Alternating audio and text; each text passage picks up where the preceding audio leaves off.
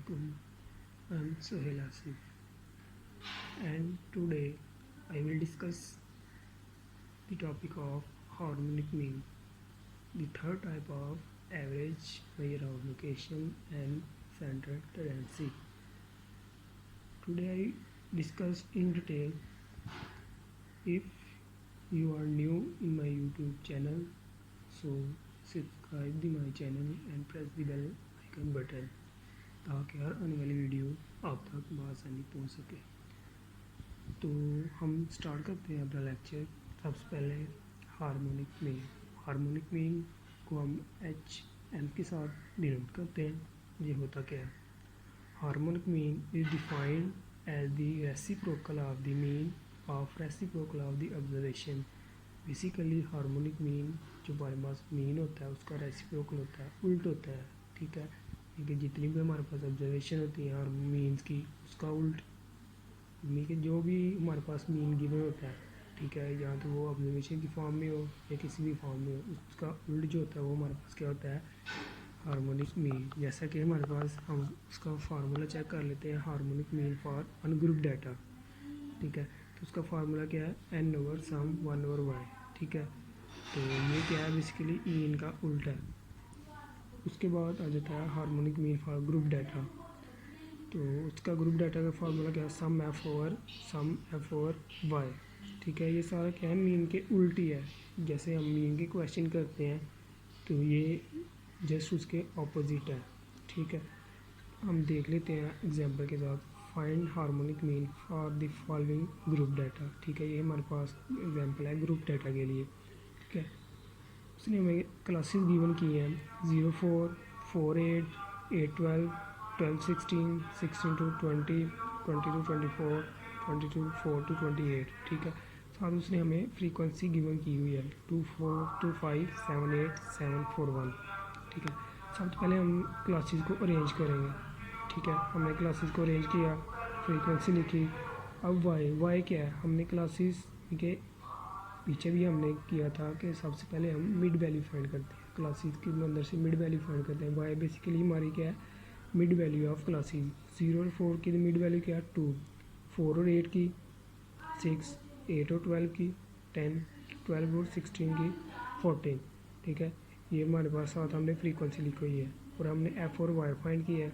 ठीक है, सिंपल हम जो एफ़ की वैल्यू है उसको 2 पे और y की वैल्यू के साथ डिवाइड कर देंगे, 2 ओवर 2 कर देंगे तो हमारे पास 1.000 समथिंग आ जाएगा। ठीक है, इसी तरह 5 और 6 7 ओवर 10 किया तो हमारे पास 0.7000 आ गया, और इसी तरह 8 ओवर 14 किया तो हमारे पास 0.5714 आ गया। ठीक है, इसका नेक्स्ट पार्ट हमारे पास आ गया। ठीक है, इसी तरह हम बाकी क्लासेस को भी अरेंज किया है। ठीक है, उसकी फ्रीक्वेंसी लिखी है, उसकी मिड वैल्यू फाइंड किया और एफ और वाई को फाइंड किया है। ठीक है, उसके बाद फ्रीक्वेंसी का सम किया हमने, वो आ गया हमारे पास 34, और सम एफ और वाई का सम किया तो वो हमारे पास आ गया 3.7137। ठीक है, और उसको हमने सिंपल फार्मूले के अंदर पुट कर दिया। हमारे पास जो फार्मूला ग्रुप डाटा का वो है सम एफ और वाई। ठीक है, सम एफ हमारा क्या निकला है? 34, और सम एफ और वाई हमारा क्या लिखा है? 3.7137। ठीक है, इसको डिवाइड किया तो हमारे पास आ गया 1.9.1553। ठीक है, ये सारा मैंने कैलकुलेटर के साथ सॉल्व किया, आपने भी इसी तरह कैलकुलेटर के साथ सॉल्व करना है। ठीक है, लेक्चर के दौरान टाइम शॉर्ट होता है इसलिए मैं इसको ऑलरेडी सॉल्व करके रखा होता है। ठीक है, जस्ट आपका बेसिक मकसद है आपको मेथड समझ आना, करना कैसे है। ये सिंपल मेथड है, कैलकुलेटर की मदद से हो जाएगा। ठीक है, उसके बाद हम क्वेश्चन देख लेते हैं अनग्रुप डाटा के लिए। ठीक है, वो कह रहा है find the harmonic mean of the data 8, 9, 6, 11, 10, 5। ठीक है, उसी तरह सबसे पहले उसने हमें डाटा गिवन किया है, डाटा को अरेंज करो। ठीक है, वाई हम लेट कर लेते हैं, वाई इज इक्वल टू 8, 9, 6, 11, 10, 5। ठीक है, ये जो हमें डाटा गिवन है उसको हमने अरेंज कर दिया। उसके बाद उसके लिए हम 1 ओवर वाई फाइंड कर लेते हैं, क्योंकि हमें 1 ओवर वाई चाहिए। Simple 1 over 8, 1 over 9, 1 over 6, 1 over 11, 1 over 10 और 1 ओवर 5। ठीक है, उसके बाद हम देख लेते हैं हमारे पास नंबर ऑफ़ ऑब्जर्वेशन कितने हैं। देखिए n कितने हैं हमारे पास, हम काउंट कर लेते हैं जो y की वैल्यूज़ हैं, जो डाटा हमें गिवन है कितने हैं।